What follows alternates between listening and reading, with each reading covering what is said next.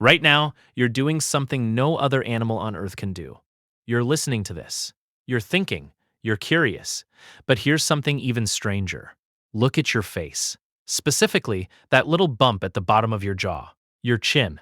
Every human being who has ever lived has had one. Billions of people, thousands of generations, stretching back 200,000 years.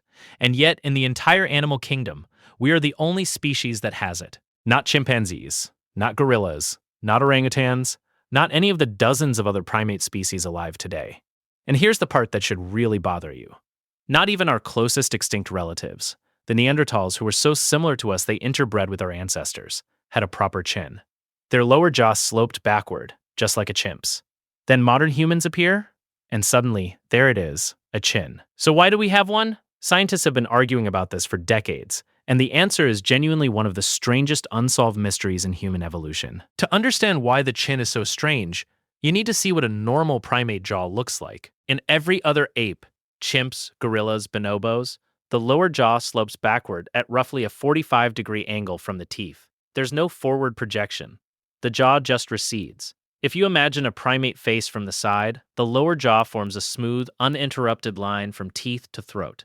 This pattern held in every human species before us too. Homo erectus, our direct ancestor who walked the earth for nearly 2 million years, had a flat jaw. Homo heidelbergensis, who gave rise to both Neanderthals and us, had a flat jaw. Neanderthals, who overlapped with modern humans for tens of thousands of years and whose DNA still lives in people watching this right now, flat jaw. Then, around 200,000 years ago, anatomically modern humans appear in the fossil record in Africa. And with them comes something the world had never seen before.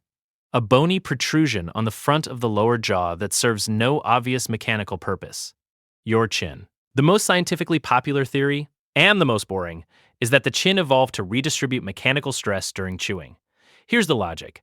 As our diet changed over time, more cooked food, softer textures, less need for massive grinding molars, the human jaw became smaller and more gracile.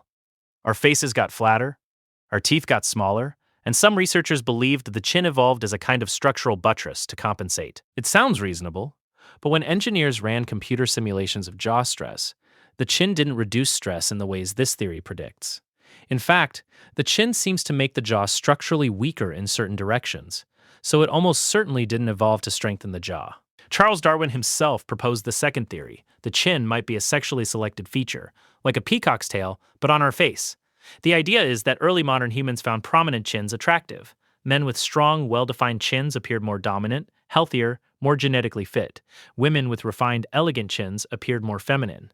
Over thousands of generations, the genes that produced a more pronounced chin were passed on more often because they helped their carriers attract mates. This theory has some modern support. Studies across multiple cultures find that humans do rate more defined chins as attractive. And we know sexual selection can produce seemingly arbitrary features in other species.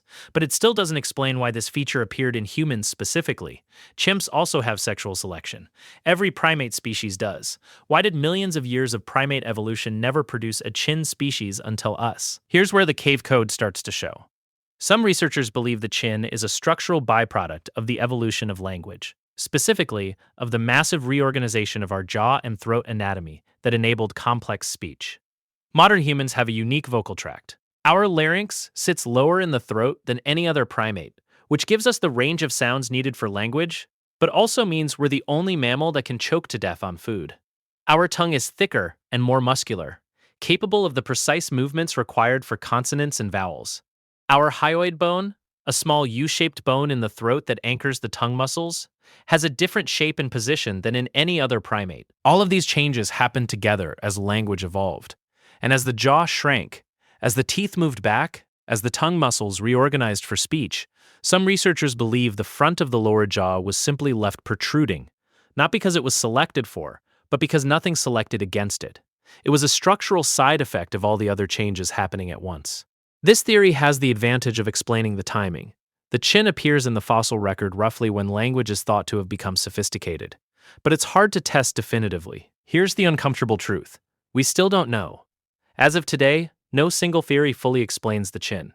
It's probably some combination of all three factors, interacting across thousands of generations in ways that are genuinely difficult to untangle from fossils alone. But here's what this mystery reveals about your code. We tend to think of our bodies as perfectly engineered machines, each feature optimized for a clear purpose, each structure shaped by millions of years of natural selection into its ideal form. But that's not how evolution actually works. Evolution is opportunistic, messy. Features arise as side effects of other changes and then get co-opted for new purposes. They persist even when they're not strictly necessary, because evolution only removes things that actively harm survival. And a slightly awkward chin doesn't kill you. Your chin might be one of the most visible reminders that you are not a product of intelligent design. You are a work in progress. A species still mid-update, shaped by millions of years of trial, error, and accident. And somehow, out of all that chaos, you ended up with a face that no other creature on Earth has ever had. The next time you look in the mirror, take a moment to appreciate your chin. It's a biological mystery, a fossil record written in bone, a piece of cave code we still haven't cracked. If you found that interesting, the channel is full of questions exactly like this one. What else about your body still has no good explanation? More than you'd think. Thanks for watching.